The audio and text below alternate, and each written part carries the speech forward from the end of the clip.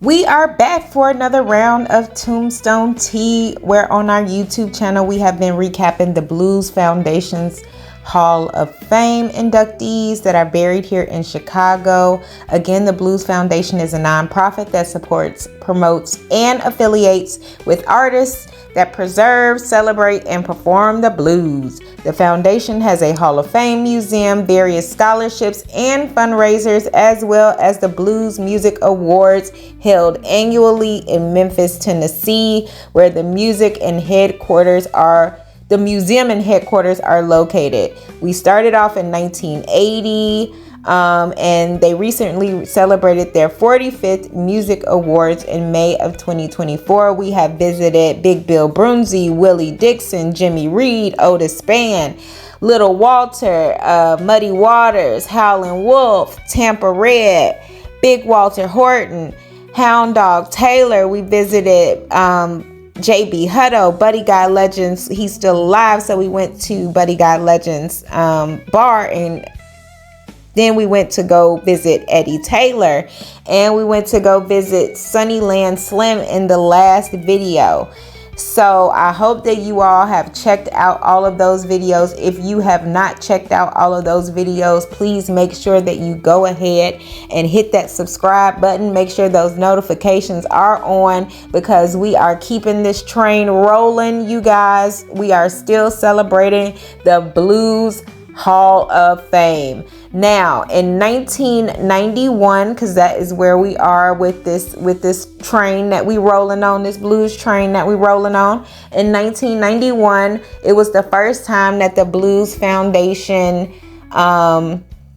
they inducted non-performers. So the first person that we are going to see in the non-performer category is actually a legend.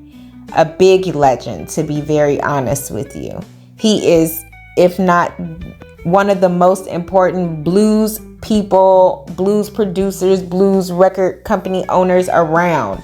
We are now visiting the grave of, where's my drum roll? Leonard Chess. He is buried at West Lawn Cemetery up in Norwich, Illinois. Now, Leonard Chess was born in 1917 in Poland, and he actually immigrated to New York from Poland in 1928 with his mom, his brother, and his sister. His father was already here and owned a liquor business in Chicago during the Prohibition era when it was illegal. And him and his brother ran jazz clubs on the south side of Chicago, including where the original home of Chess Records was at 3905 South Cottage Grove. It was called the Macomba Lounge. In 1947, they dabbled in Aristocrat Records and opened Aristocrat Records until they had like complete control of all of the shares, and then they changed Aristocrat over to Chess in 1950 and changed it from pop and jazz to Chicago blues. The first songs were recorded by Gene Ammons, Muddy Waters, and Jimmy Rogers, and they also gained Howlin Wolf from Sam Phillips at Sun Records, and then they added to the lineup Bo Diddley, Chuck Berry, Little Walter, the Flamingos, Etta James, Coco Taylor, Willie Dixon, Robert Lockwood, Willie Dixon, and Muddy Waters worked tirelessly behind the scenes to make all of those artists that I just listed as famous as they are today. In fact, Muddy and Willie had to sue the Chess Records empire for back royalties.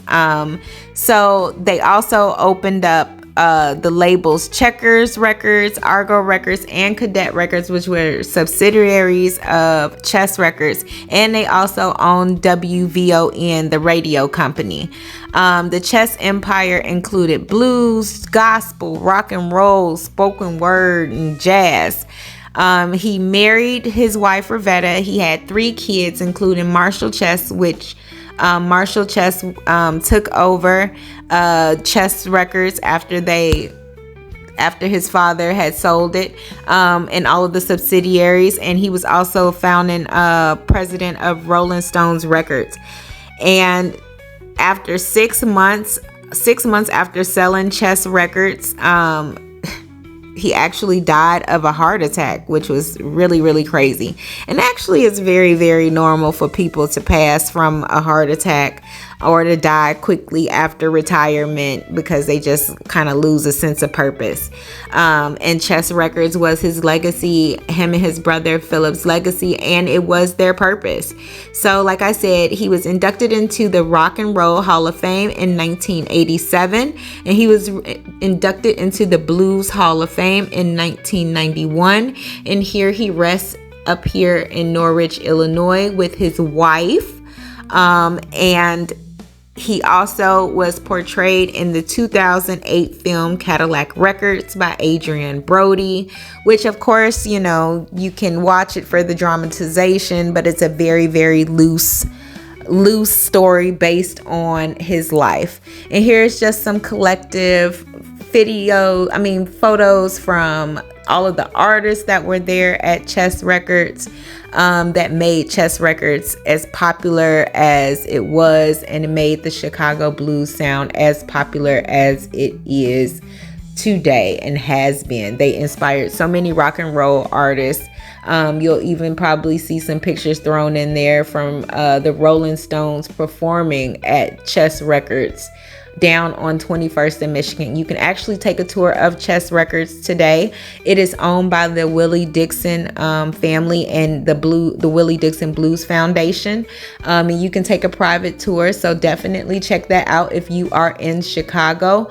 Sign up to take a private tour. And again, we are visiting the final resting place of Leonard Chess, founder and owner of Chess Records. And last but not least, I want you all to check out our Patreon, people. Check out our Patreon.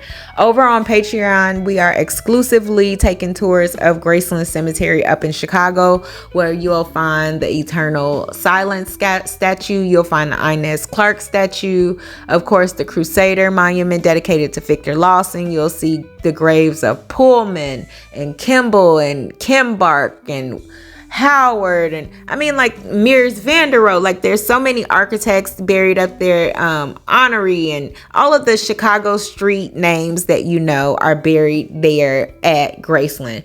So it is free right now. Our cheapest membership costs $3, people. $3. So we are exclusively going live. We are going live on Patreon tomorrow or probably Sunday as well. We're going to check out the graves of Graceland Cemetery. So check us out on Patreon, and we'll see you next time.